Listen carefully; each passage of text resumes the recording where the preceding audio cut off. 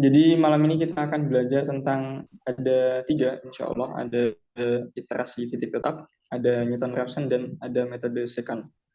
Terus untuk yang kemarin, kakaknya kan sempat tanya tentang, terus untuk yang regular falsi kira-kira bentuknya seperti apa. Jadi saya mungkin bahas sedikit tentang regular falsi. Jadi regular falsi itu dia menggunakan kesebangunan segitiga, bisa kita bilang seperti itu. Jadi ini ada yang biru itu adalah akar persamaannya. Terus kalau kita tarik garis dengan yang titik tengah ini adalah XR-nya, nanti kita akan bisa mendapatkan segitiga yang bentuknya seperti ini. Ingat garisnya ini ada beberapa garis. Pertama yang biru itu adalah yang persamanya. Nanti kita tarik. Di sini untuk notasinya ada tiga. XL itu adalah batas bawah, XU adalah batas atas, dan yang tengahnya ini adalah XR. Nanti dari garis-garis ini kita bisa buat segitiga karena sudutnya secara bahasa matematikanya dia bertolak belakang, kan kita bisa bahasanya kita otak-atik lah bentuknya. Yang di bawah kita anggaplah bentukan ke atas seperti ini. Dan nanti setelah itu kita cerminkan bisa jadi seperti ini.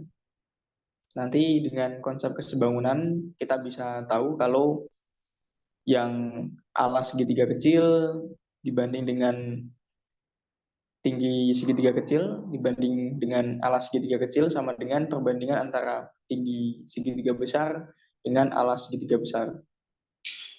Untuk di modul yang kakak buat itu kemarin sampai di sini, seingat saya, atau bentuk yang hampir mirip. Untuk yang di modul atau pekerjaan yang saya miliki itu dijabarkan menjadi agak lebih panjang, tapi nanti hasil akhirnya adalah ini. Jadi nilainya sama, cuma cuma bentuknya yang berbeda. Gimana Kak untuk yang regular falsi, apakah ada pertanyaan dulu? Sepertinya bisa dipahami, Kak. Bisa lanjut aja dulu. Baik, selanjutnya ada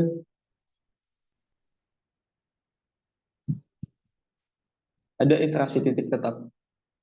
Jadi kalau kakak buat buka di ringkasan ini, itu ada di bagian metode iterasi titik tetap ini. Jadi secara sederhana kita suatu fungsi yang katakanlah namanya fx kita buat jadi xr gx. Maksudnya bagaimana? Lebih mudah kalau langsung kita pakai contoh soal. Jadi ingat ya, suatu fungsi yang bentuknya adalah fx, kita ubah jadi fxr gx. Misalnya, kita punya fungsi fx sama dengan x pangkat 3 dikurangi x kuadrat negatif 1. Karena kita mencari akar, akar kan berarti fx sama dengan 0. Untuk fx sama dengan 0, maka kita bisa melakukan pindah ruas. Nanti negatif x kuadrat dipindah ruas jadi positif x kuadrat, dan negatif 1 kita pindah jadi positif 1. Maka x-nya sama dengan akar pangkat 3 x kuadrat plus 1. Jadi yang dimaksud merubah dari fx sama dengan 0 menjadi xr gx sama xr sama dengan gx itu adalah ini. Dari semula fx sama dengan 0 ini, dia dirubah jadi seperti ini. Bisa bentuk-bentuk lain bisa, misalnya yang dipindah ruas yang x3 misalnya itu bisa juga. Jadi sebenarnya yang kita lakukan itu adalah itu, untuk iterasi titik tetap. Kalau karena bentuknya seperti ini, kalau kita ingin menulis di Python, itu kan memang agak rumit. Maka kita sederhanakan bahasanya. Jadi kita membuat notasi yang seperti ini. Kan akar pangkat 3 itu sama dengan akar pangkat sepertiga. Jadi ini yang nanti akan kita masukkan ke kode program kita.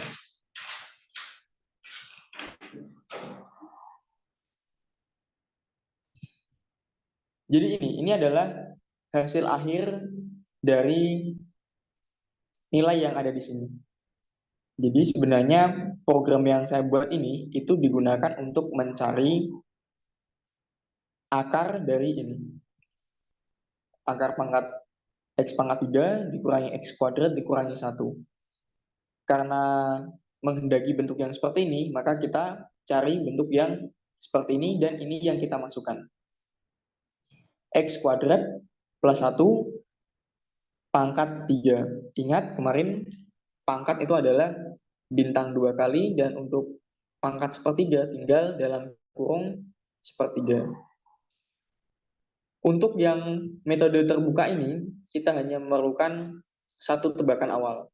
Lagi, bagaimana kita mencari tebakan awal ya, kita harus lihat bagaimana bentuk dari persamaan kita dulu. Di sini ada nih.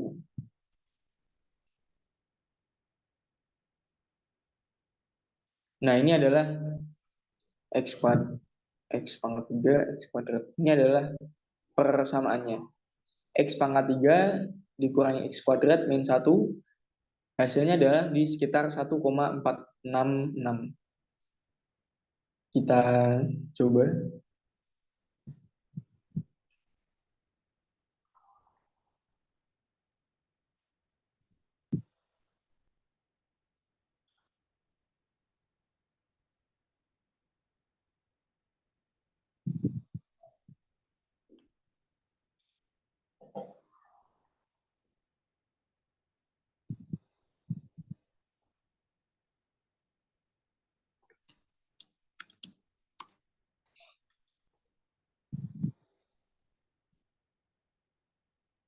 Ya, jadi ini adalah hasilnya 1,466, 155 dan seterusnya.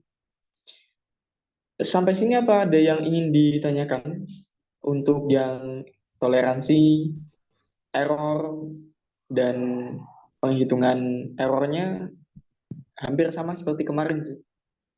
Gimana Kak?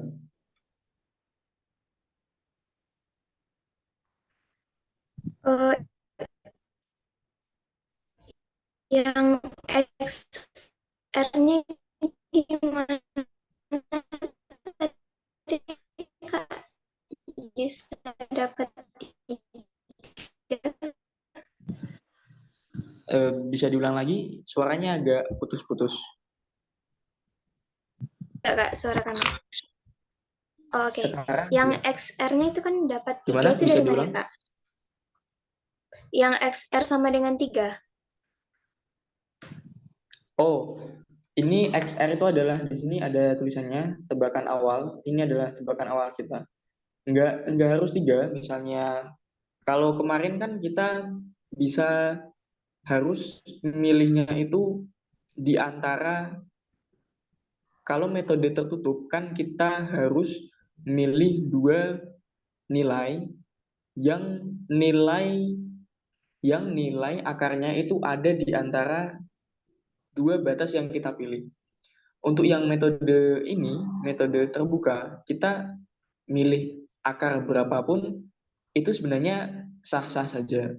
Tapi memang sebisa mungkin tetap sedekat mungkin dengan akar. Misalnya kita pilih, saya belum coba sebenarnya, 100 misalnya. Dia tetap bisa 1,466 bla bla bla. Kalau kita milih negatif 100, nilainya juga tetap sama. Jadi tadi saya milih negatif 100, sekarang milih 100. Sah-sah saja kita milih berapapun nilainya. Tapi kita juga bisa lihat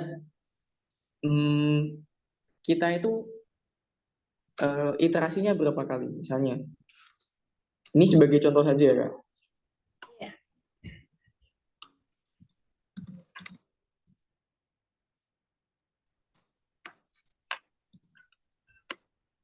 Gunanya ini tuh agar kita mengetahui iterasinya sampai berapa. Nah, misalnya untuk yang XR sama dengan negatif 100, sama XR-nya.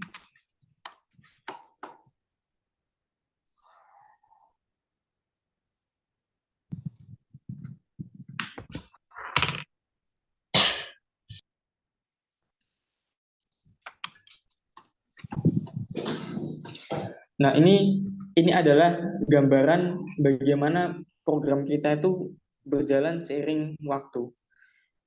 Kalau kita milih misalnya, kan kalau secara grafik kita bisa lihat kalau akarnya 1,466. Kekurangan dari metode terbuka adalah kita memang harus memilih batas di mana akarnya itu berada di antara dua batas yang kita pilih. Kalau metode terbuka itu nggak harus, karena ya kita milih berapapun itu tetap bisa.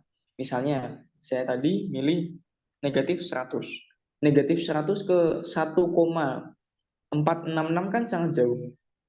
Bisa, program kita bisa menangani. Tapi memang iterasinya lebih banyak. Mungkin iterasi pertama adalah satu, iterasi pertama nilainya masih 100, iterasi kedua mulai 21, iterasi ketiga 7, iterasi keempat 3, 2, 1,9, 1,6, 1,5, 1,4, sampai iterasi ke-13 dan kita baru iterasi ke-14 mendapatkan hasil yang kita inginkan.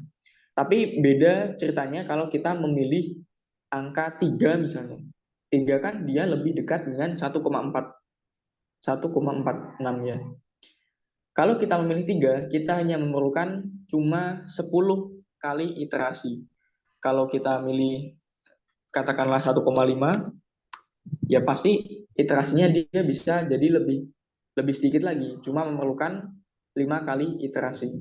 Jadi pemilihan nilai awal itu nggak harus kita lihat grafik atau nggak harus ada ketentuan tertentu, tapi memang kalau bisa sedekat mungkin dengan nilai yang asli, karena kalau dia semakin jauh, pertama iterasinya semakin banyak, programnya jalannya semakin lama, dan kemungkinan juga bisa tidak konvergen. Gimana Kak? Apakah menjawab? Menjawab, Kak. Terima Oke, kasih. sama-sama. Selanjutnya kita ada yang namanya metode Newton-Raphson. Dari mana metode Newton-Raphson? Itu dia, kalau saya lebih suka menurunkannya secara deret.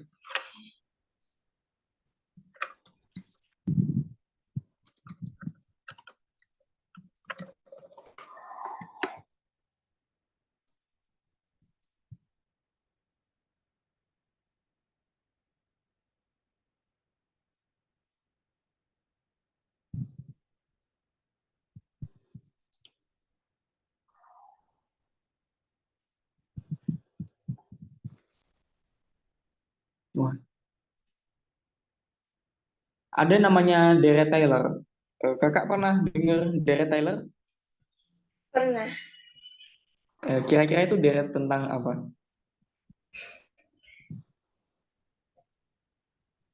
Lupa juga, Kak. Oh, nggak apa-apa. Tapi ada pembelajarannya sebenarnya di fisika matematika. Cuma Oh, karena iya. udah ngontrak 1 tahun yang lalu, lupa. Iya, nggak apa-apa. Jadi ada namanya deret Taylor. Deret Taylor itu adalah, jadi semua fungsi itu kita bisa merepresentasikannya dalam apa ya, atau saya lupa apa, dalam polinomial atau apa gitu.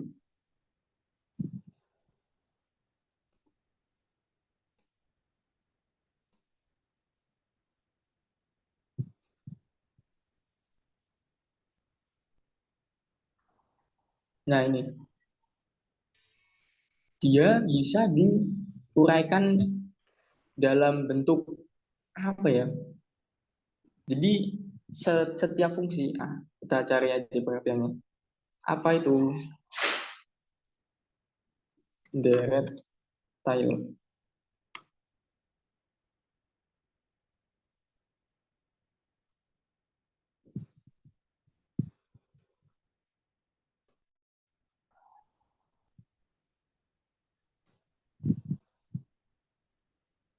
Oh ini.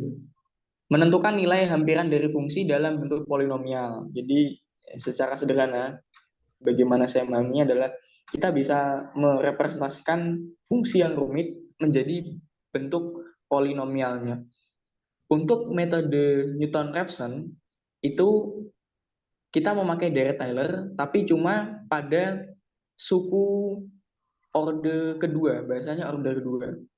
Jadi kan deret Tyler itu adalah deret yang tidak terhingga. Kita bisa milih sampai sampai orde keberapapun. Tapi yang kita pakai hanya sampai orde yang kedua. Kita potong dan dari ini itu kita rubah bentuknya menjadi seperti ini. Gimana? Paham nggak, Kak?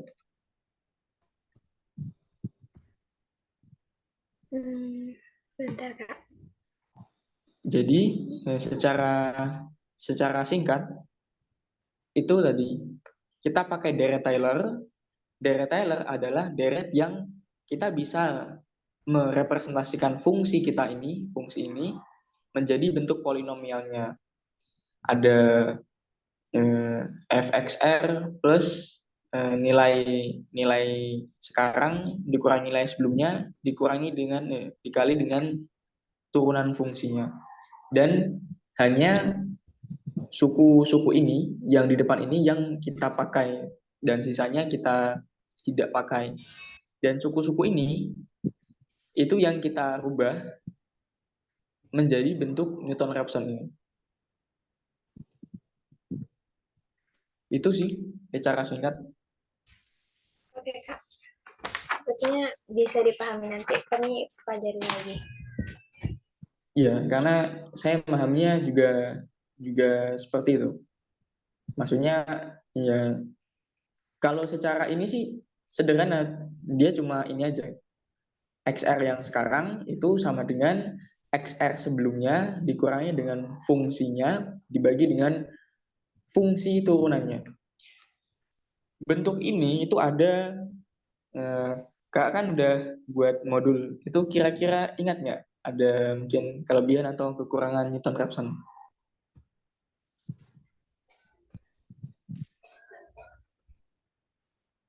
Enggak juga Kak. Oh nggak apa-apa. Mungkin karena itu ya ngejar deadline jadi nggak apa-apa.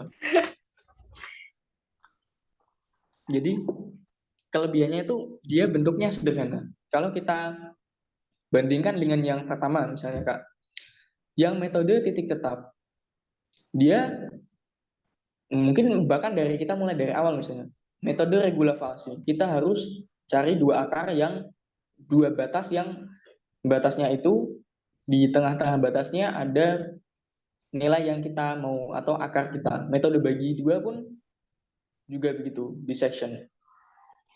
Batas yang kita pilih harus akar yang kita cari harus berada pada batas yang kita pilih. Metode titik tetap, kita harus menurunkan fungsi menjadi sampai X sama dengan bla bla bla. Mungkin contoh yang kita pakai mudah, hanya X kuadrat negatif X kuadrat, X pangkat 3 dikurangi X kuadrat dikurangi 1, itu masih mudah. Tapi bagaimana kalau kita menjumpai fungsi-fungsi yang lebih kompleks? Misalnya ada sin, ada cos, ada tan hiperbolik misalnya, itu kan menjadi sebuah kekurangan.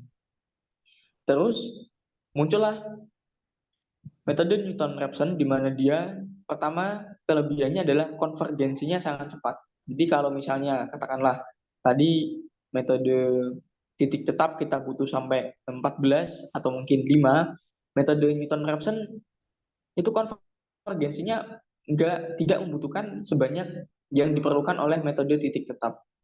Dan kekurangannya adalah ini. Kekurangannya kita harus mencari turunan fungsinya. Kenapa itu jadi kekurangan? Ya, lagi-lagi contoh yang kita pakai itu adalah contoh yang sederhana. Pada penerapan metode numerik yang aslinya, contohnya itu ya memang sebuah contoh yang sulit dicari nilai realnya atau nilai analitik turunannya. Kita ambil contoh, kita ingin mencari akar dari ini. Akar dari X kuadrat dikurangi 2. maka kita harus mencari turunan dari fx, yaitu f aksen. Turunan dari x kuadrat dikurangi 2, x kuadrat diturunkan jadi 2x, negatif 2 diturunkan jadi 0. Maka f aksen sama dengan 2x. Sehingga dalam penyusunan kode programnya kita harus menyertakan dua fungsi ini. Memang harus ada dua fungsi, f dan f aksen.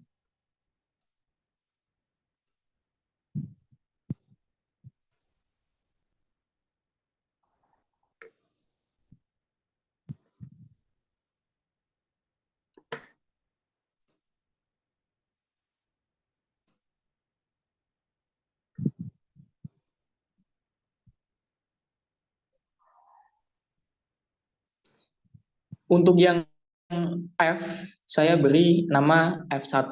Untuk yang F aksen, saya beri nama F2.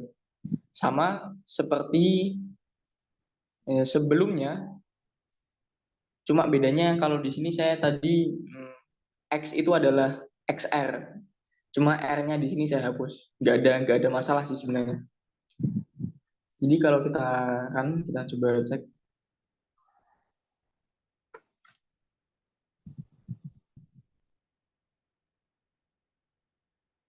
Ya, hasilnya ini 1,4142, 13562 bla bla bla. Terus kita ingin coba membandingkan bagaimana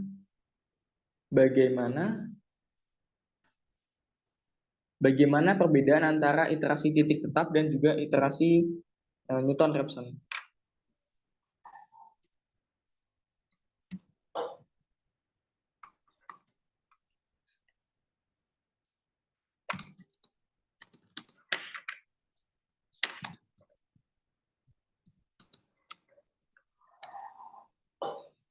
Misalnya kita pilih errornya itu adalah sama, ini yang sini adalah metode Newton-Raphson, errornya kita pilih 0,01%, tebakan pertamanya adalah 1.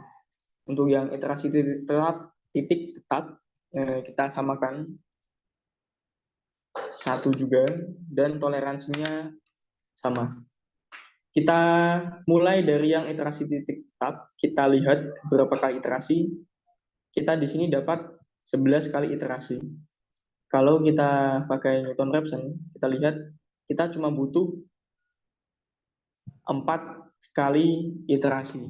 Jadi 11 sebenarnya di sini berarti 12 kali iterasi.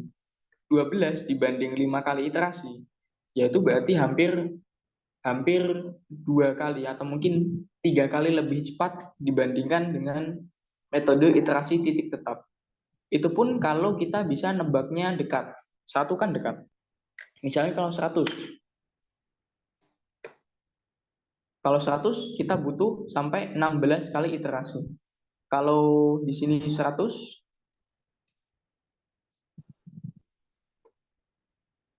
kita cuma butuh 10 kali iterasi.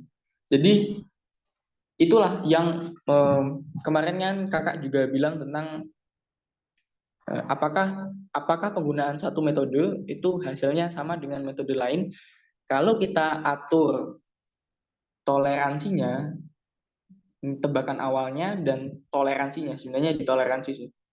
Kalau kita atur toleransinya kecil ya hasilnya bisa mendekati bagus atau mungkin dekat, hampir sama. Tapi kalau kita lihat dari segi errornya, mungkin kita lihat dari segi banyak iterasinya, kita bisa membandingkan atau ternyata metode ini lebih cepat atau mungkin ini lebih baik atau mungkin ini lebih kurang cepat dan sebagainya.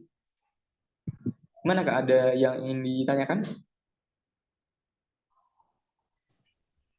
Oh, sejauh ini bisa memahami sih, berarti kalau untuk iterasi titik tetap itu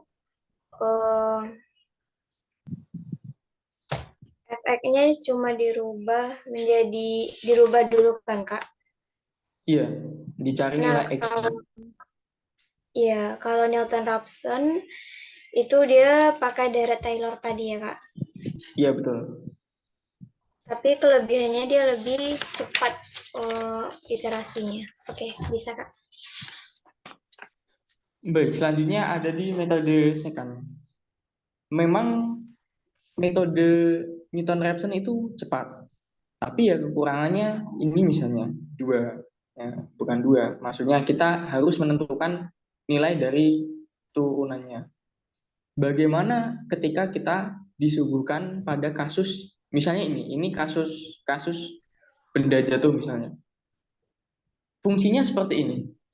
Akan akan sangat sulit bagi seorang fisikawan kalau kita harus diminta mencari bentuk turunan yang seperti ini. Ini adalah contoh contoh mengapa Newton-Raphson itu punya kekurangan yang lumayan juga. Pada fungsi yang seperti ini, ya fisikawan harus mencari menurunkan secara matematis ini nanti ini seperti apa, kita pakai aturan rantai, kita hitung bla bla blanya, bahkan sampai sampai cukup panjang sampai kita mendapatkan bentuk yang seperti ini. Bahkan tidak hanya sampai di sini, bentuk yang panjang ini pun kan harus kita tulis dalam kode program dan itu juga memberikan masalah lain kalau kita pakai Newton-Raphson ini misalnya. Nah ini kalau ditulis ya akan cukup panjang. Maka dari itu dibuat sebuah metode baru namanya itu adalah metode secant. Metode secant mengatasi kekurangan dari metode Newton-Raphson, yaitu kekurangannya adalah apa? Apa Kak kekurangannya tadi? Itu harus cari turunan dulu menggunakan deret Taylor. Turunannya betul, benar. Karena pada metode Newton-Raphson diperlukan turunan pertama fungsi yang hendak dicari akarnya. Tapi kalau tentang deret Taylor bukan sih. Deret Taylor itu adalah sebuah deret yang tadi bisa merepresentasikan suatu fungsi dan kita memakai itu untuk menurunkan metode Newton-Raphson. Nah, di metode Newton-Raphson-nya sendiri, Jadi, ya, jadi Kak, untuk deret Taylor tadi, nggak semua Newton-Raphson menggunakan deret Taylor atau gimana Kak? lebih pada seperti ini. Jadi, gimana ya? Apa Newton-Raphson, tergantung fungsinya? deret Taylor misalnya mana ya?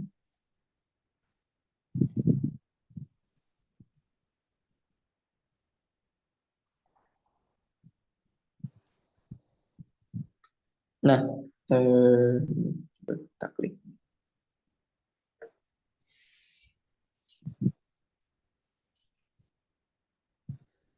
Ini adalah deret Taylor. Jadi ini intinya adalah sebuah deret Taylor. Apa itu deret Taylor? Deret Taylor adalah sebuah deret yang kita bisa merepresentasikan fungsi dengan polinomial-polinomial. Deret Taylor itu ya panjang, dia tidak terhingga. Semakin kita menambahkan ordenya, maka ya, dia semakin bisa mendekati fungsi yang kita mau. Misalnya, kita bisa merepresentasikan sinus, fungsi sinus yang dia itu melengkung-melengkung menjadi polinomial yang butuh beberapa suku saja gitu. Ide dari metode Newton-Raphson itu adalah, oh, kita nggak perlu pakai semuanya, kita hanya perlu pakai pada ini, sampai suku yang kedua saja. Ini, hanya ini. Dan suku ini, fx sama dengan fc plus f aksen c, kalau faktorial 1 kan juga nilainya 1. X dikurangi c. Dengan mengutak-atik ini, kita pindah misalnya. Kan nanti kita dapat bentuk dari ini kan. Dapat bentuk dari ini. Sampai sini paham nggak kan? Nah, jadi bukan bukan Jadi metode Newton-Raphson itu adalah idenya adalah memakai deret Taylor pada hanya untuk orde kedua gitu. Dan di orde Oh, kedua paham. itu kebetulan ya ada turunan X gitu. Dan tadi kelemahannya adalah ya karena kita menggunakan deret Taylor dan di deret Taylor pada orde kedua itu dia ada nilai dari turunannya, ya itu adalah sebuah sebuah kelemahan. Gimana Kak? Paham nggak? Paham, Kak. Kalau nggak paham jangan jangan sungkan untuk bertanya Kak. Ini kan bukan bukan kelas kuliah. Oke. Oke. Nah, pasti sudah tahu mengapa ada metode sekant. Tadi sudah dijawab dan sudah saya jawab di sini juga benar. Karena pada metode Newton-Raphson diperlukan turunan pertama fungsi yang hendak dicari akarnya. Padahal banyak persoalan fisika yang turunannya pun sulit dicari. Dari masalah itu dikembangkan metode sekant. Berikut adalah algoritma metode sekant. Intinya Kak, jadi ini adalah algoritmanya. Dari mana algoritma ini didapat? Nah, saya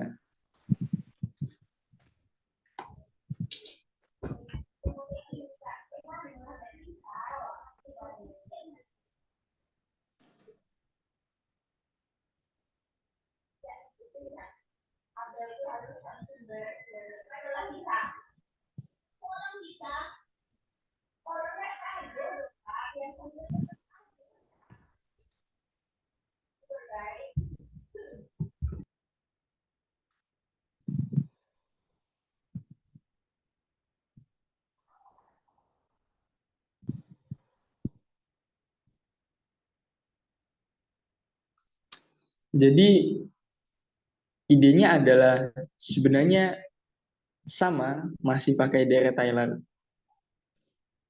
Tadi kita sudah lihat bentuk yang seperti ini. Kalau di sini kan fx sama dengan fc plus f aksen c x dikurangi c. Kalau di sini sama juga fx sama dengan fc plus f aksen c xc x dikurangi c. Nah, kalau kita lagi utak-atik f aksennya kita pindah ruas dan kita sederhanakan, kan nanti kita bisa dapat bentuk yang seperti ini. Kira-kira eh, masuk nggak ya?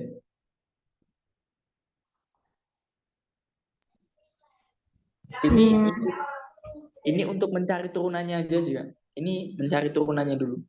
Jadi kita itu yang pada proses ini itu adalah ingin mencari turunan fungsi. Berarti kan ini fungsi f sama dengan fungsi ini plus fungsi x aksen. Kita ingin mengeluarkan f aksen ini. Jadinya kan persamaan ini. Untuk matematisnya mungkin kakak bisa bisa coba turunkan sendiri juga bisa. Jadi kita pada tahap ini kita mencari turunan fungsinya dulu. Kira-kira paham nggak ya? Kayaknya kalau dicoret-coret sendiri paham, cuma karena nggak dicoret, Kak. Bisa mungkin Oh, lanjut aja, Kak. Sepertinya kami bisa. siap. Setelah dapat f aksen ini, kan tadi yang bagian Newton-Raphson yang bawah itu kan f aksen. Nah, f aksen ini itu diisi nilai dari yang ini. Gimana, paham nggak? Gimana, Kak? Kalau tadi kan kekurangan dari metode Newton-Raphson itu kan kita kan memerlukan f aksennya, betul? Betul. Nah, dengan menggunakan sama metode deret Taylor, kita bisa mencari f aksen dari apa? Oh, kami paham, Kak. Jadi alasan F aksen dikeluarkan itu karena nanti dibutuhkan. Iya, Ya. dibutuhkan ke dalam ini yang bawahnya Iya, Newton-Raphson itu. Gimana, paham? paham. Oke. Nah, akhirnya kita dapat bentuk yang paling sederhana, yaitu tadi bentuknya adalah ini tadi. Bentuknya seperti ini.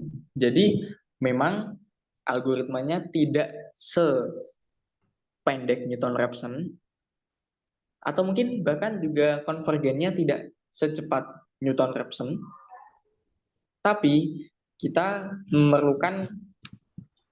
tidak memerlukan turunan seperti itu. Dan ada satu lagi yang membuat metode ini agak berbeda. Kalau kakak lihat di sini, sebentar saya juga coba lihat modul yang kemarin juga.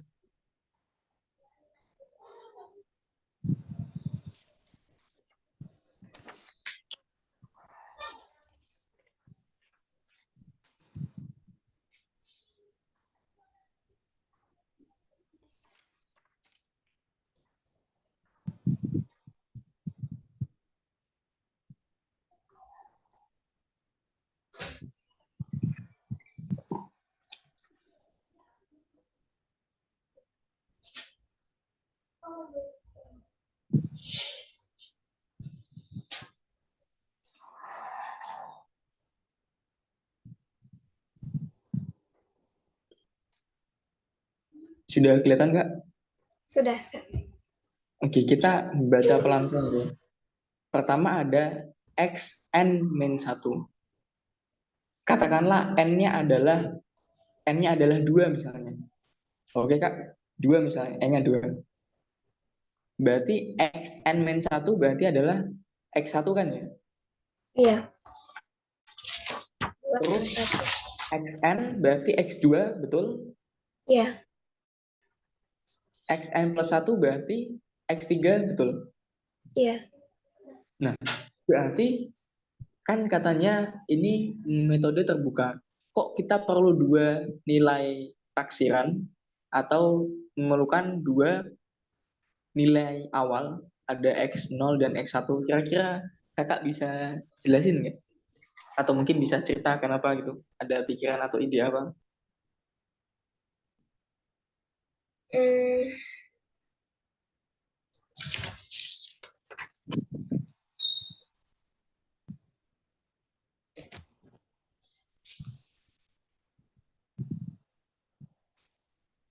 nggak bisa juga, Kak. Oh iya, nggak apa-apa.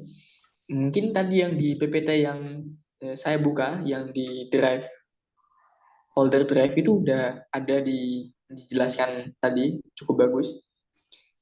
Memang betul. Ini bukan kakak salah ketik atau mungkin kakak salah waktu, mungkin karena deadline-nya buru-buru terus kakak ngantuk salah ketik atau salah ambil jurnal. Enggak, memang ini betul bentuknya seperti ini. Dan memang betul ada, kalau sekarang ada 3x. X3 itu yang akarnya, X2 dan X1 itu kita memang butuh dua nilai tebakan awal. Itu memang betul. Tapi kan katanya ini metode terbuka. Nah, kok kita perlu 2 nilai tebakan? Perbedaannya adalah kalau di metode secant, kita itu nggak perlu 2 nilai tebakan. Nilai akar yang ingin dicari tidak harus berada di antara 2 nilai tebakan awal kita. Gimana Kak, bisa dipahami ya? Gimana, Kak? Tidak harus berada di antara 2 nilai Nilai tebakan awal. tebakan. Nah,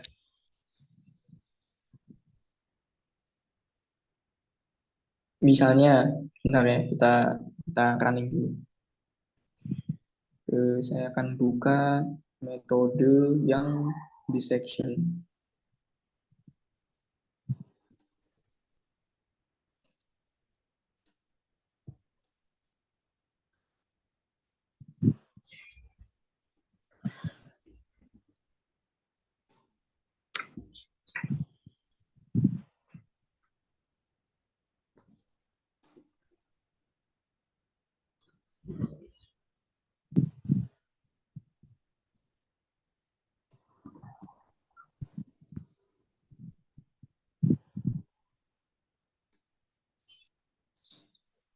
kita mengingat lagi, ini adalah pekerjaan kita yang kemarin, yang metode bagi dua atau metode dissection. Nilainya adalah 2,23. Kita juga bisa lihat lagi pakai grafik.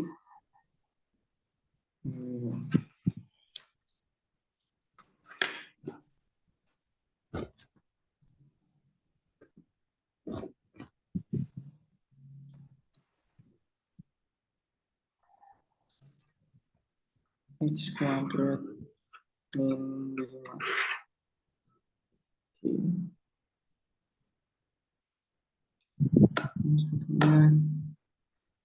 X kuadrat.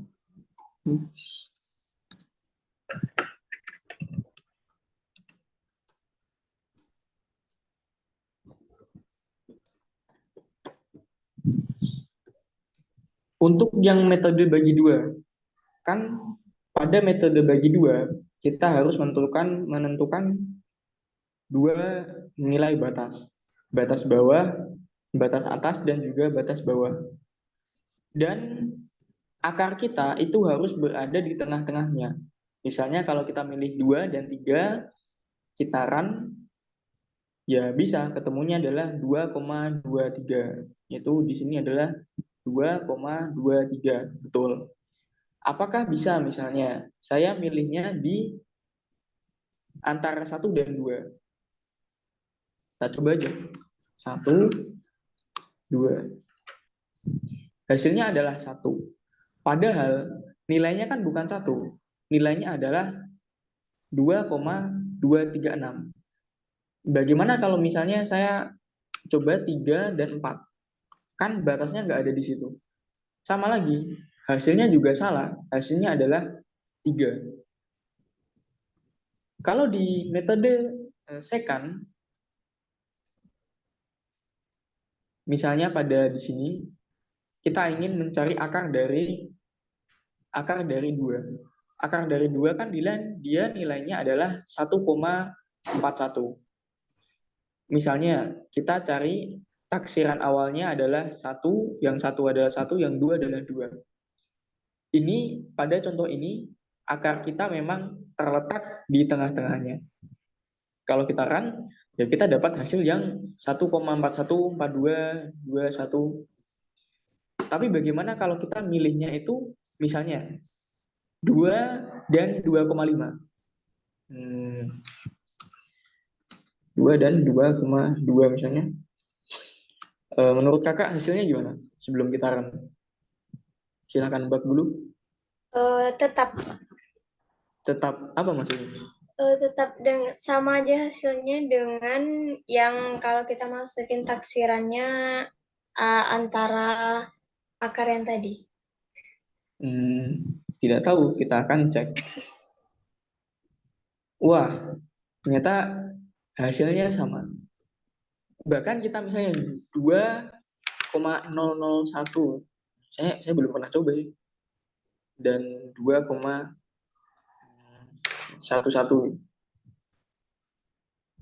Dan hasilnya juga sama. Jadi, walaupun metode secant itu memerlukan 2 taksiran seperti sama, regula falsi dan dissection, pembeda antara metode secant dan juga metode bagi 2, metode tertutup adalah bahwa akarnya itu tidak harus berada di tengah atau diapit 2 taksiran yang kita pilih. Jadi ini taksirannya kita bisa milih berapapun pun boleh sebenarnya. Nggak ada aturan tertentu. Gimana Kak, bisa dipahami ya? Paham, Kak? Oke. Berarti ya? salah satu menandakan metode terbuka itu taksirannya itu bisa bebas kan, Kak? Iya, bisa bebas.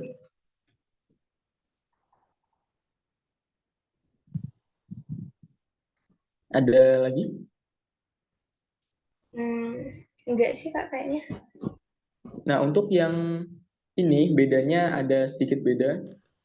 Kan ini sebenarnya ya kalau kita lihat yang tadi saya buat lebih sama aja. X3 misalnya. X3. Bagaimana cara membacanya atau merumuskannya? Tadi kita sudah lihat yang di modul kalau berarti ini X3, ini X2, ini X1, ini X1 juga. Itu tinggal ditulis sesuai itu sebenarnya. Karena ini hanyalah sebuah simbol. Tapi maksud yang di bawah ini mungkin yang perlu dijelaskan. Ini adalah X3. Maksudnya adalah pada iterasi pertama kita memang pakainya X1 sama dengan 2, X2 sama dengan 3, dan itu kita pakai pada hitungan untuk yang pertama ini.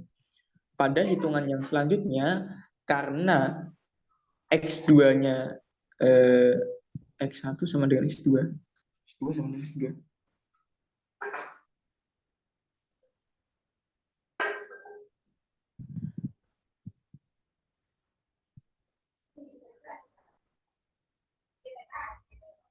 X2 sama dengan, oh iya, ya betul. Karena pada hitungan selanjutnya itu kita untuk hitungan iterasi yang kedua, X1 yang pada iterasi kedua itu ngambil dari X2 perhitungan sebelumnya. Untuk X2 perhitungan selanjutnya, iterasi selanjutnya, itu ngambil dari X3. Paham ya? Paham gak sih? Bentar.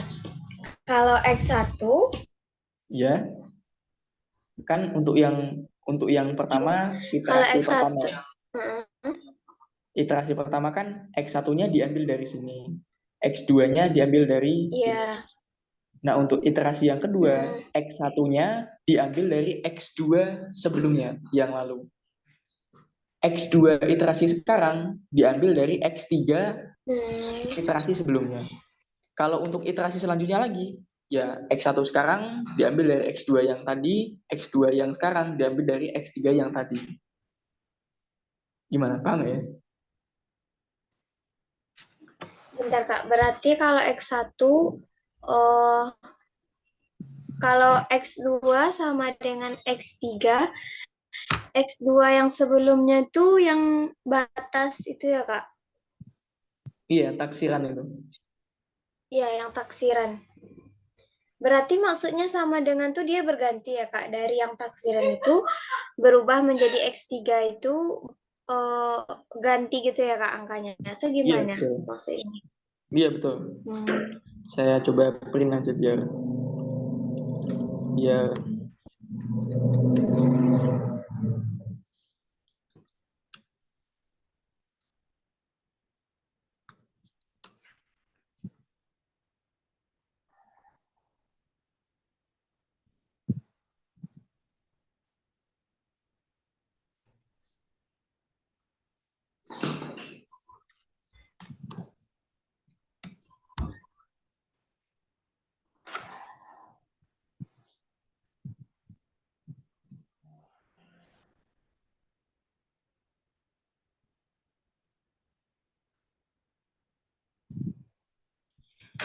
jadi ini adalah hasil print dari X1, pertama X1, kedua X2, dan yang ketiga itu adalah X3.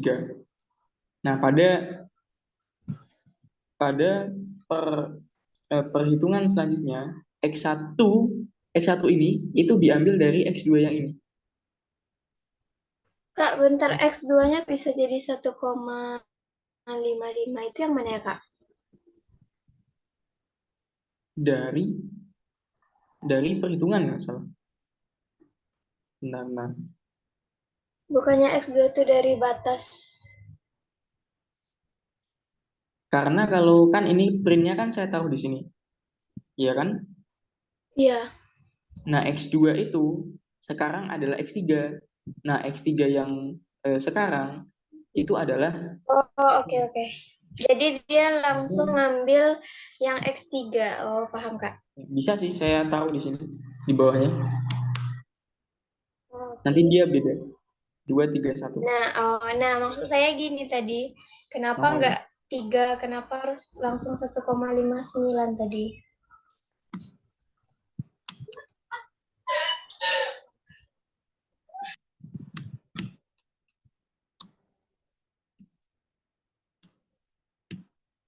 Ini fungsinya untuk tab aja sih, biar spasinya lebih lebih indah.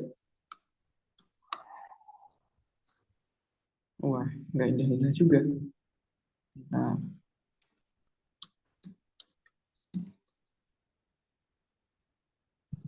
nggak perlu lah.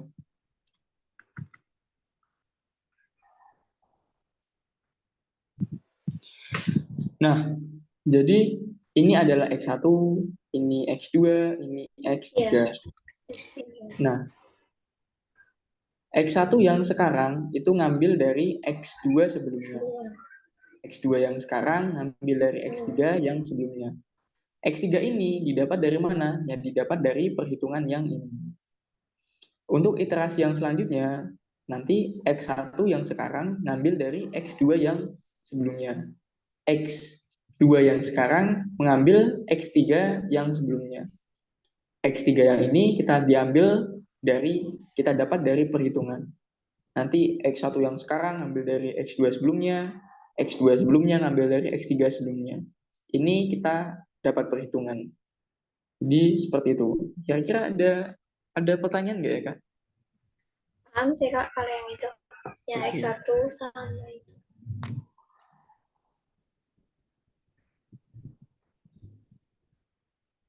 Iya. Hmm, Kak, sebenarnya kami masih bingung cara, oh bisa dikatakan dikit Kak. oke. Nah, yang baca ini Kak, yang error 100%. Nah, itu kayak mana yang ngejelasinnya? Sebenarnya sebenarnya itu errornya eh, ini cuma angka aja sih, angka aja. Tapi maknanya maknanya seperti ini. Error.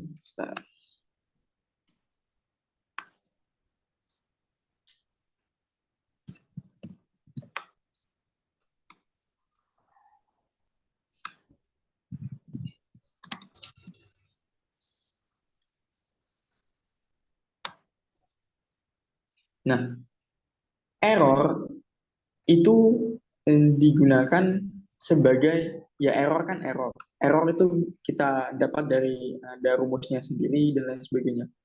Dan error itu kita gunakan untuk menghentikan program kita. Oh, bukan. Maaf ini saya pakai dolar keliru bahasa Agar. pemrograman. Nah, error itu maksudnya ini. Dan ada perintahnya.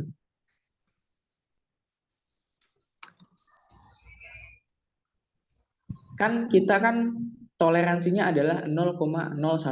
Kalau di modul yang kakak buat, simbolnya adalah epsilon. Betul? Epsilon, iya.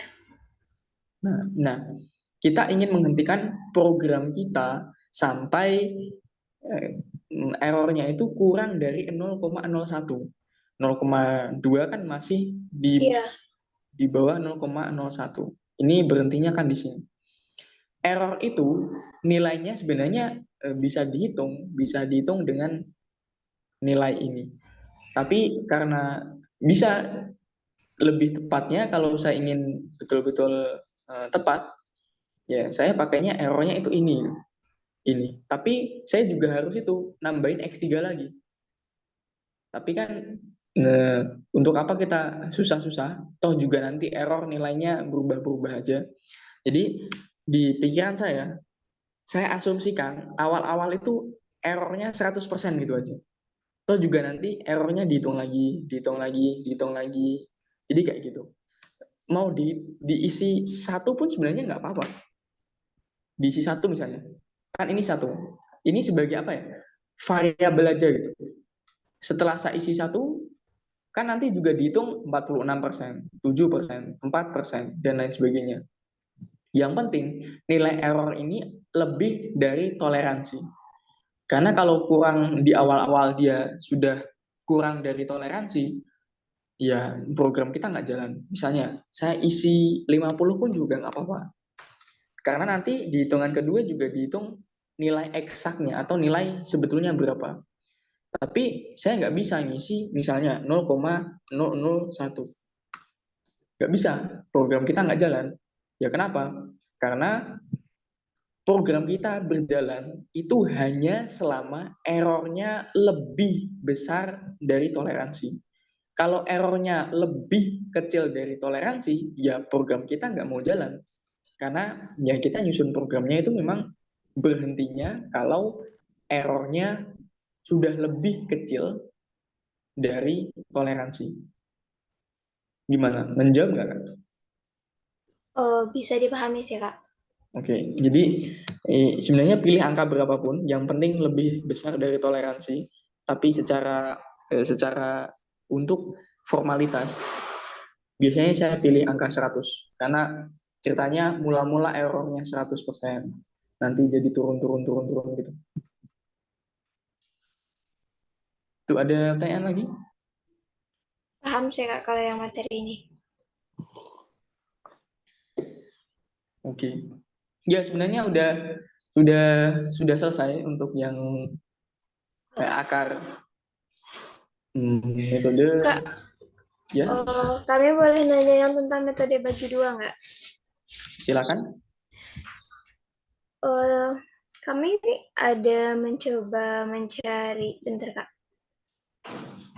Nah, kalau yang ditanyanya itu dikasihnya akarnya, terus disuruhnya nyari iterasi 10 pertama kalau nggak, bentar Kak. Gimana diketahui akarnya. Ya, bentar Kak, loading filenya.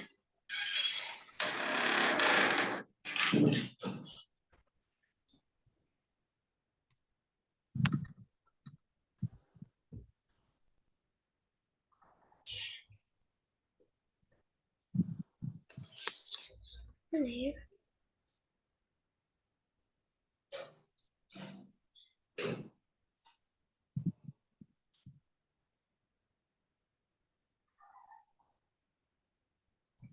Nah, ketahuinya gini Kak, carilah akar dari X pangkat 3 ditambah 4X kuadrat dikurang 10 sama dengan 0 pada interval 1,2.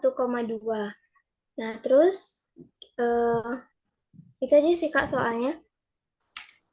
Tapi di sini di pembahasannya dia katakan jadi menggunakan 10 iterasi katanya Kak.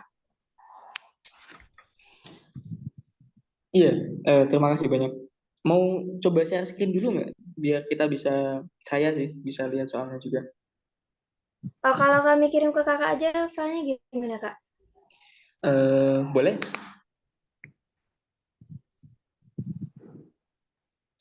Iya, sambil sambil saya jawab ya. Ya memang ada dua basis sebenarnya. Ada dua basis di sini. Itu kan gini, lakukan iterasi pada langkah kelima sehingga pokoknya errornya terpenuhi gitu. Pokoknya errornya terpenuhi. Makanya saya di awal membuat disclaimer untuk mempersederhana kode saya bahwa iterasinya itu berhenti hanya jika errornya itu kurang dari 0,01% misalnya. Nih, kita bisa buat misalnya errornya itu berhenti untuk katakanlah berapa misalnya atau mungkin berapa kali katakanlah. Itu bisa saja. Sederhana. Saya coba ya. Saya nggak tahu apakah saya bisa. Jadi kita pakainya itu for loop. Kalau yang kita lakukan itu basisnya adalah basis while while while loop. Bedanya dengan for loop kita lebih mudah mengatur untuk berapa kali iterasinya.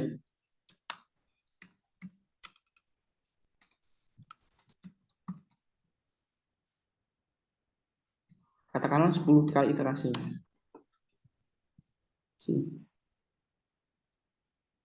Cinta for in range. Oh iya, ini.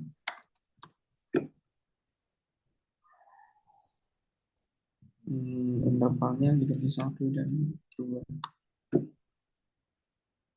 1 dan 3. Oke. Bedanya itu kita tinggal mengganti while loop ini itu dengan for loop. Ditinggal ingat ya. Jadi while ini, kalau ini kan membacanya gini. Selama error itu lebih dari toleransi yang kita buat, selama errornya masih besar, program kita itu jalan. Kalau yang di sini saya ganti, jadi untuk bacanya untuk kita belajar loop sekalian. Kemarin kan kita belajar while loop, sekarang kita belajar for loop. Untuk while loop, untuk for loop itu malah lebih sederhana sebenarnya. Untuk i dalam rentang 10 misalnya,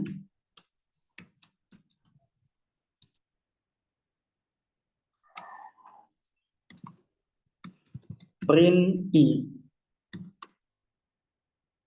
Jadi ini udah loop sebenarnya. Nanti isinya 0, 1, 2, 3, 4, 5, 6, 7, 8, 9. Jadi lebih mudah. Kalau kita ingin membuat nilai dari i kuadrat, ya kita bisa tinggal buat 0, 1, 4, 9, 16, 25, 49, 64, 81. For-nya ini lebih mudah. Kalau kita ingin print ini saya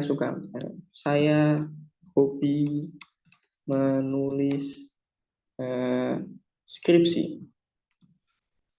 Tanda tanya biar seperti bahagia.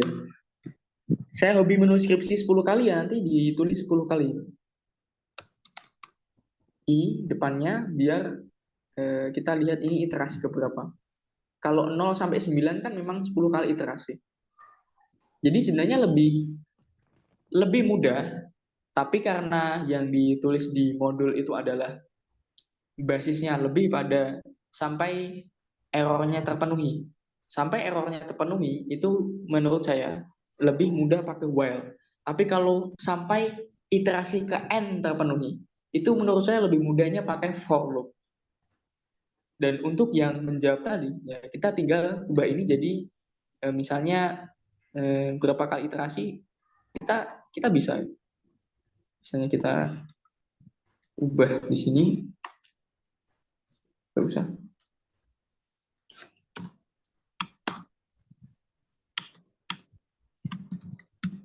Print pertama saya ingin mau iterasi ke berapa, iterasi ke i, dan juga saya mau cek akarnya sekarang nilainya berapa.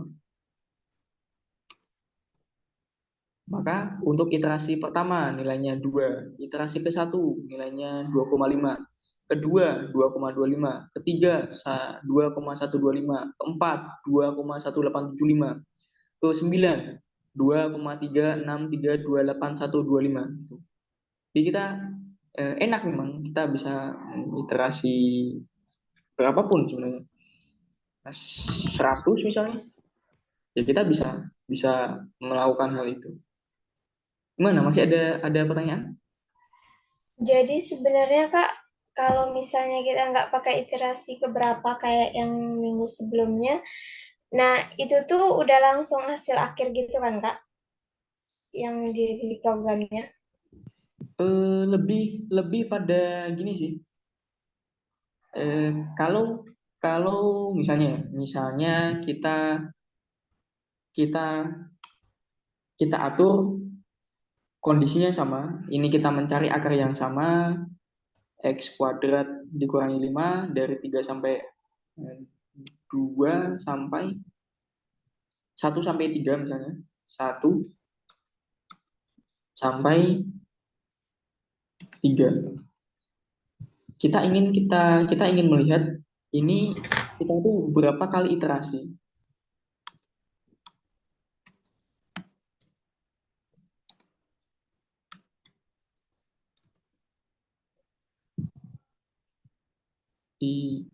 Belum I-nya belum diberi. I dengan 1, 0.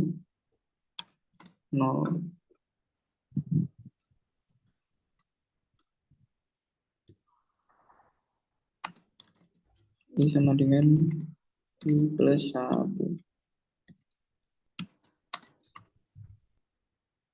Nah, untuk mencapai error 0,01, kita harus melakukan 14 iterasi. Tapi kita nggak bisa berjalan sebaliknya. Misalnya kita mencapai, kalau kita sekedar nulis, saya ingin sampai 10 kali iterasi. Kita kan error kita itu belum tercapai gitu. Paham nggak ya? Kurang, Kak. Jadi kalau misalnya pakai while loop, kita itu lebih, kan syaratnya di program kita itu kita seperti nyuruh bawahan kita. Jangan berhenti sampai errornya itu 0,01%. Nanti program kita bilang, siap Kapten. Nanti berhentinya itu kalau program kita ya memang sudah mencapai errornya adalah ini, 2,23, errornya adalah 0,01%. Nah, pada program yang pakai basisnya itu iterasi, kita bilang seperti ini. Halo bawahan, jangan berhenti sampai iterasinya pas 10 kali. Oke, siap Kapten. Nanti ya kita berhentinya pada iterasi ke-10. Program kita nggak tahu errornya, nggak tahu sebenarnya. Cuma nggak mengkhawatirkan, tidak mempertimbangkan errornya itu seberapa itu. Paham nggak ya? Atau saya coba di print errornya.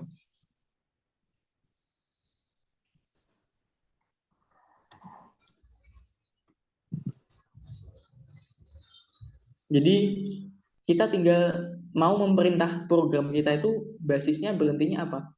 Kalau basisnya berhentinya iterasi, ya lebih mudah pakai for loop. Ini kan pada iterasi ke-9 errornya masih 0,08. Tapi kalau di iterasi yang ini, yang basisnya adalah error, ya kita bisa ngatur sampai errornya berhenti. Paham nggak ya? Kalau tadi saya ulang, kalau kita ingin jangan berhenti sampai errornya terpenuhi, lebih mudah pakai while. Kalau yang satu, jangan berhenti sampai iterasi ke n terpenuhi, lebih mudah pakai for loop. Mana? Paham ya? Paham, Kak. Tapi bisa dipahami. Oke. Ada lagi? Artinya bisa dipahami, Kak, materinya. Oke, sama saran saya tuh ya, kalau mau mungkin secara apa ya? Secara pengetahuan, secara pengetahuan ya pasti kakaknya paham. Maksudnya secara referensi, secara mungkin dijelaskan, secara nonton video, kakaknya pasti paham. Tapi belum sampai bahasanya apa ya? Menjelaskan ke orang lain. Apa ya? Bukan. Lupa saya bahasanya. Kita kalau belum mengalami sendiri tuh belum betul-betul paham gitu. Jadi saran saya tuh nanti kode-kode yang ini, entah itu yang kakak bisa coba di ringkasan kan sudah saya tuliskan kodenya juga. Itu coba ditulis, disalin di, mungkin kalau mau pakai VS Code ya pakai VS Code, kalau mau pakai Google Colab ya bisa pakai Google Colab. Jadi biar kita itu, karena kalau kita ngetik sendiri itu kadang kan ada typo sedikit error, atau mungkin kurang menjorok sedikit error, itu kan juga ada yang seperti itu. Oh Itu iya, sih saran saya. kami juga tadi nemu coba berarti letak misalnya printnya nggak menjorok. Nah, ternyata dia bisa ngerubah jadi error ya, Kak? Iya bisa. Soalnya kami tadi lama kami kira itu P-nya huruf besar. Tapi ternyata enggak juga. Ternyata harus menjorok gitu. Iya. P di apa? Print. Print, ya. Ya, di Python, MATLAB juga itu dia case sensitif, dia sensitif terhadap besar kecil, dia sensitif. Besar kecilnya huruf dia sensitif, ada tanda titik dua, ada ini indentansi atau menjorok bahasanya juga Kak, dia sensitif. Ya, misalnya kan dia 2x. Nah, itu tuh 2 bintang X ya, Kak, yang benar. iya betul. Oke. Soalnya tadi kami coba 2x, error pemrogramannya. Iya itu kan memang dua dikali X ya. Iya, Nah, iya betul. Ada lagi? kayaknya udah, Kak. Udah, oke, siap, terima kasih. Dan Tapi kami belum mencoba sebenarnya. Tapi kalau yang dari dijelaskan kami udah lumayan paham. ya mungkin bisa dicoba-coba biar ada pengalaman mengetik. Karena bagi saya tuh mencoba itu apa ya, memberikan pemahaman lebih gitu. Entah itu Python-nya dia dan juga sebenarnya ya dan juga tentang metode numeriknya itu sendiri. Pokoknya kalau belum nyoba itu ya belum betul paham lah. Saya ingin menunjukkan mengapa alasan saya memberikan sebuah pengantar yang panjang di bagian awal yang ringkasan itu. Yang tadi yang pokoknya ada file ringkasan apa sih? Kali ini kapan kode saya berhenti? Karena dalam menyusun kode itu kita bisa membuat kode kita bisa lebih panjang, Kak. Memang bisa lebih panjang, bisa lebih bagus, dan bisa lebih mudah dimengerti. Misalnya seperti ini. Ini adalah contoh metode bisection. Metode bisection ini kan formattingnya lebih bagus. Misalnya desimalnya itu sama semua, terus bentuknya juga tabulasi, bentuknya seperti tabel, dan akhirnya pun ada keterangannya. Nilai CD adalah 0,173 misalnya. Dan itu memang ada formattingnya tersendiri. Dan memang kita menambahkan sedikit beberapa baris biar format kita itu bagus. Dan saya hilangkan formatting ini biar apa? Biar kodenya mana? Biar ya ini sederhana alasannya. Tentu kita khusus pada lembar ini proses iterasi selesai apabila error sudah memenuhi nilai tertentu. Tentu kita dapat saja menambahkan fitur tersebut bila diperlukan, cuma agar tidak panjang saja. Ya ini kan lebih lebih panjang, tapi memang formattingnya lebih bagus. Kita tahu iterasinya kapan, kita tahu batas bawahnya, perubahan batas bawah, batas atas, nilai XR-nya, error-nya itu kita juga bisa membuat yang seperti ini.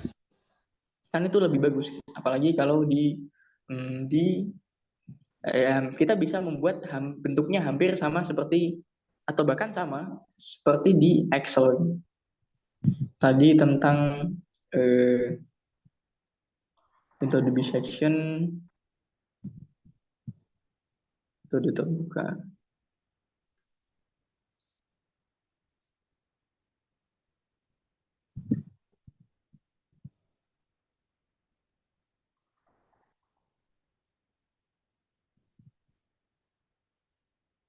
Nah ini misalnya ini metode apa ini? Oh ini metode Newton Raphson. Sama kita juga bisa membuat tabulasi bentuk-bentuk tabel iterasinya berapa, XR-nya, perubahan XR-nya itu berapa, error-nya dari waktu ke waktu itu seperti apa. Itu kita bisa membuat bentuk yang seperti itu. Itu sih kita juga bisa membuat grafik, tapi karena kakaknya nggak, saya rasa nggak perlu. Sebenarnya kalau di metode numerik itu kita tidak memerlukan grafik karena kita bisa menganalisis lewat angka-angka. Tapi kalau kakaknya mau belajar juga bisa. Sama apa lagi ya saya lupa. Oh iya, sama satu lagi. Di di modul yang kakak buat itu ada hanya membahas tentang sampai metode second. Sebenarnya ada satu metode lagi yang kalau di saya itu dapat, tapi di modul yang kakak buat itu kebetulan tidak ditambahkan. Namanya ada mode second termodifikasi. Jadi sebenarnya masih ada itu Kak. Walaupun di second itu kan tadi di metode yang metode terbuka itu kita harus bukan metode iterasi titik tetap, kita harus cari x-nya berapa. Itu lama juga. Di metode Newton cepat, sederhana, tapi kita harus cari turunannya. Di metode metode second kita harus nyari ada dua batas. Ada dua batas yang perlu kita cari. Tapi kalau di metode second modified second method atau metode second termodifikasi, kita itu hanya perlu mengambil cukup satu tebakan awal saja. Ya, jadi singkatnya seperti itu. Tapi kalau di modulnya kakak gak ditambahkan juga nggak apa-apa. Jadi metode second termodifikasi itu kan tadi perlu dua tebakan awal atau dua nilai awal. Untuk metode second termodifikasi kita cukup memerlukan satu tebakan awal. Udah sih, itu aja. Ada pertanyaan Kak sebelum kita akhiri kelas malam ini? Kan beberapa waktu lalu itu kan bimbingan kan Kak. Nah, terus dosen pembimbing satunya tuh minta kan di judul itu kan ada lupa lagi judul sendiri. Intinya ada pendekatan masalah kan Kak. Judulnya itu tampil pendekatan masalah.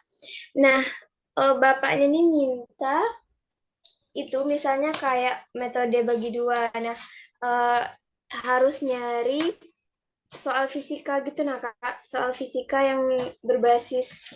Nah, nanti diselesain pakai metode bagi dua gitu. Jadi per metode itu dicari soal-soal fisikanya yang kayak fenomena gitu Kak, kayak nggak tahu juga sih kata bapaknya gitu Kak. Jadi kan kalau misalnya yang sekarang kita bahas ini kan langsung kayak tentukan akar dari ini gitu kan. Iya. Nah, bapaknya tuh minta yang ada penyelesaian dulu, ada masalah dulu, berbasis masalah gitu, Kak. Baru nanti dapat akarnya, baru diselesaikan dengan metode bagi dua atau metode lain, katanya. Jadi, tapi kami masih bingung itu menyelesaikannya gimana. Soalnya kan baru memahami yang dasarnya kan. Oh iya, iya. Nanti kalau kami minta diskusi, bisa nggak, Kak? Bisa. Oke. Iya, iya betul. Untuk yang menyelesaikan, bentar, itu masuk. Saya ingat-ingat dulu itu masuk. Oh iya, metode numerik. Metode numerik. Bentar, bentar, bentar. Saya ingat-ingat dulu. Akar persamaan. Iya, itu memang masuk metode numerik. Jadi kalau kita kita bilang kita bilang kasus asli itu misalnya ya memang em, em, mungkin kita ke sejarah dulu karena saya agak susah menjelaskannya. Kira-kira kakak tahu nggak kira-kira kenapa kok metode numerik itu muncul? Kenapa nggak ada metode analitik aja misalnya? Nggak Ini tahu, Kak. bidang-bidang santai.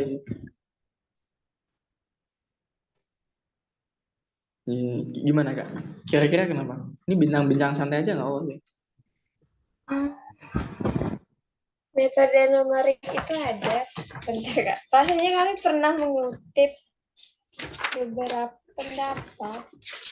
Itu Ini sambil bentar, sambil Kak. latihan tempur kak.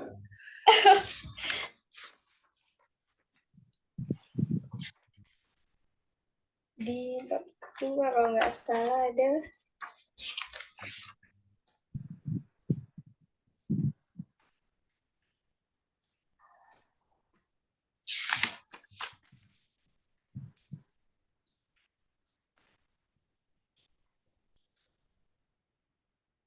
Oh, nggak ada juga sih, Kak. Kami jelaskan kenapa metode numerik itu datang. Iya, mungkin bisa bisa ditambahkan misalnya, siapa tahu nanti ditanyakan. Tapi secara sederhana, metode numerik itu muncul karena di alam itu hampir nggak ada yang tadi betul kakak katakan bahwa nggak ada yang sekedar menemukan x pangkat 3 dikurangi x kuadrat dikurangi satu, itu nggak ada. Ya, yang ada ini pun sebenarnya kasus sederhana gitu. Kita kita ingin mencari, ini ceritanya ada sebuah benda jatuh dari mana pokoknya. Kita tahu kecepatan benda saat 4 detik itu adalah 36 meter per detik, masanya 100 kilo. Kita diminta untuk menentukan berapa koefisien hambat udaranya. Itu kan kayak seperti ini misalnya. Wah, kita nggak bisa langsung nilai mencari akarnya gimana. Nilai akar dari apa berarti? Akar dari CD, akar dari CD-nya berapa? Kita nggak bisa langsung ini akar dari ini CD, nilai CD. Kan kita nggak bisa, oh, nyarinya itu susah sekali. Sampai analitik itu ya hampir nggak bisa mencari seperti ini. Maka muncullah metode numerik, di mana kita bisa merubah sebuah persamaan yang kompleks menjadi persamaan-persamaan yang lebih sederhana dan bisa dikerjakan dengan komputer. Singkatnya seperti itu. Karena masalahnya susah, kita ubah masalahnya jadi sederhana dengan pakai metode numerik. Dan di metode numerik memang kita nggak bisa mendapatkan nilai aslinya karena pada metode numerik selalu ada yang namanya error atau galat. Makanya pasti nilainya adalah nilai yang ya pendekatan. Kalau persoalan ya contoh contoh persoalannya ya seperti ini Kak. Misalnya contoh. Tapi kita tetap bisa mencari contoh-contoh yang lain. Banyak sebenarnya contoh-contohnya. Kalau Kakak pernah atau punya bukunya tentang metode numeriknya Rinaldi Munir, ini banyak contoh-contoh fisikanya ini. Yang saya punya sih yang seperti ini. Tapi pokoknya metode numerik Rinaldi Munir itu contoh-contohnya yang aplikasinya di fisika itu banyak sekali. Bisa kita kita ya, diskusi tentang itu bisa sebenarnya. Ada pertanyaan lagi? Udah sih, Kak. Oke, udah. Ya, Kak. Baik, terima kasih untuk malam ini. Mungkin itu saja. Untuk pertemuan selanjutnya, kita berarti akan membahas tentang eliminasi Gauss. Itu. Oke, Oke, makasih, Kak. terima kasih banyak. Assalamualaikum warahmatullahi wabarakatuh. Waalaikumsalam warahmatullahi wabarakatuh.